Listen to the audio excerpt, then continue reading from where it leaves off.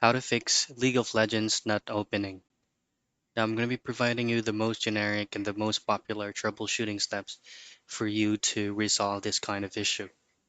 First is to go into your Windows icon and then just simply open up your file manager.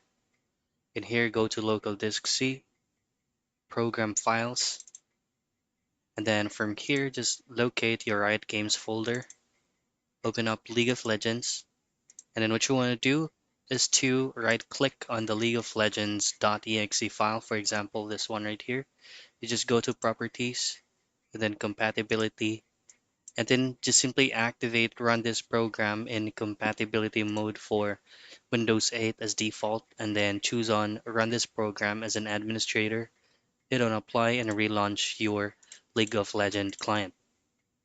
Now, if the error is not properly closed, then go into your task manager, and then under processes, make sure that League of Legends from here is not running, as well as on details and services.